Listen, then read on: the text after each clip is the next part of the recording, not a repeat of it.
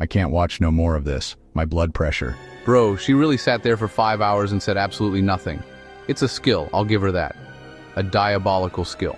A skill? Look here, family. That was a masterclass in deflection and distraction. Blondie can't say good morning without praising Trump and thanking him for the sunrise.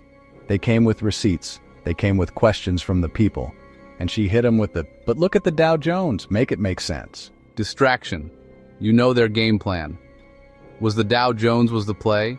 And I heard she had a whole burn book on him. Came ready for war, not for answers. That's exactly the play. Look, the whole point of this hearing was for the House Judiciary Committee to get answers. That burn book was a book of insults for each member. BlondieBondi didn't come to answer questions. The DOJ dropped the ball, heavy. They were supposed to release all 6 million documents from the Epstein files. They released half. I ain't stuttering. Wait, for real? Only half? Half. And in the half they did release, they forgot to redact the names and photos of the survivors. But you know whose names they did protect? The powerful dudes, the abusers, enablers, and co-conspirators. Whoop. There it is. So let me get this straight. The victims get exposed and the powerful men get protected? Trump associates? And Bondi is the head of the department that let this happen? You see it now. That's why they called her in. And cats like Jamie Raskin were trying to get real answers. He asked if Trump's own $10 billion lawsuit against the government and any settlement would violate the emoluments clause. You know, profiting from the presidency. And what'd she say? Scoffs. Man, please. He got the okay doke. Same thing Ted Lieu got when he asked her straight up if Trump ever partied with underage girls alongside Epstein. Crickets. So what did they get out of her? Anything? It looked like a whole lot of yelling. Nah, that's the thing. The Democrats on the committee put out a whole list. 15 specific questions she straight up refused to answer. They were holding her feet to the fire, but she wore asbestos socks, bro. Alright, so hit me with a few. What was so bad she couldn't even fake an answer? They asked her, point blank, how many of Epstein's co-conspirators had been indicted. The answer is 0.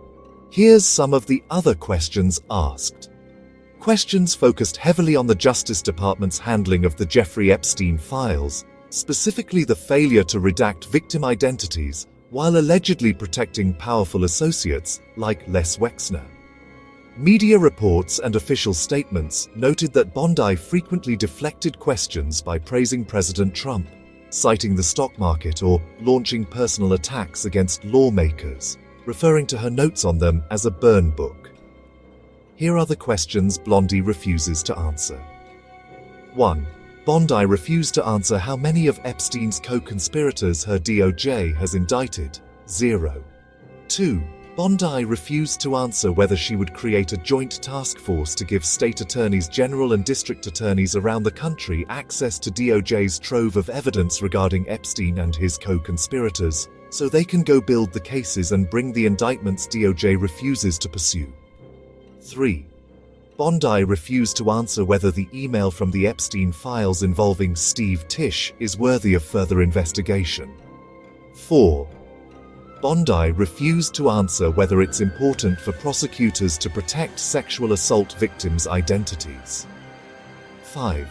Bondi refused to answer why 500 of her attorneys somehow didn't redact dozens of survivors' names, identities, and sensitive photographs. 6.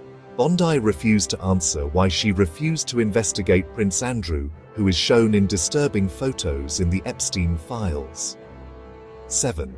Bondi refused to answer whether she has knowledge if President Trump was at parties with underage girls. 8.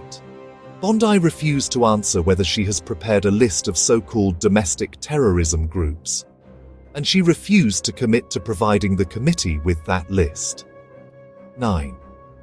Bondi refused to answer when DOJ decided not to investigate Les Wexner as a co-conspirator and why.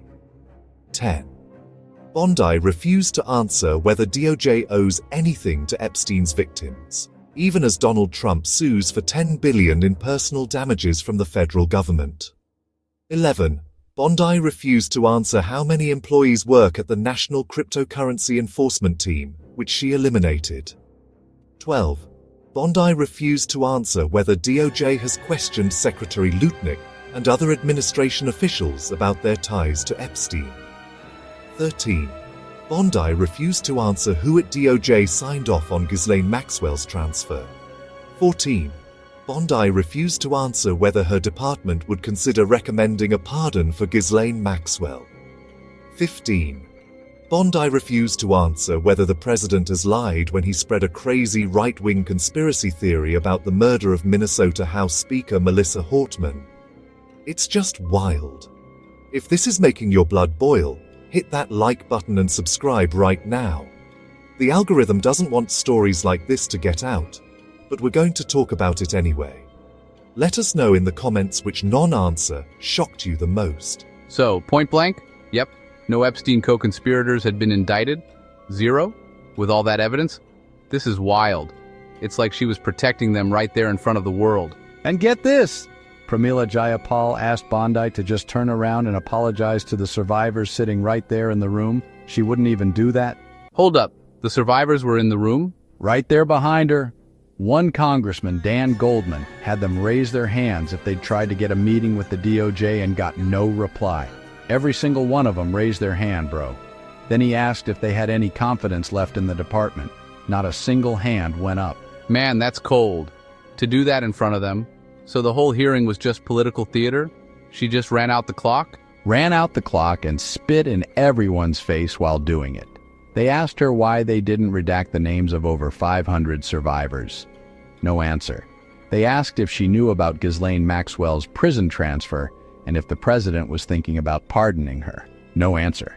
They even asked about her hiring a dude who was a defendant in the January 6th case to be a DOJ advisor. Stop playing. I wish I were.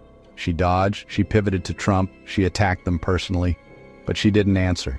The most powerful lawyer in the country, and she refused to answer for justice. She even went and pulled the computer log of the representatives. So at the end of the day, after 5 hours, we know the same thing we knew before. The powerful are protected, and the victims are on their own. That's the message she sent, loud and clear. And that's the part that should piss everybody off. Don't matter who you vote for, that ain't right. They count on us getting tired. They count on us looking away. Don't look away. Share this video and keep the conversation going.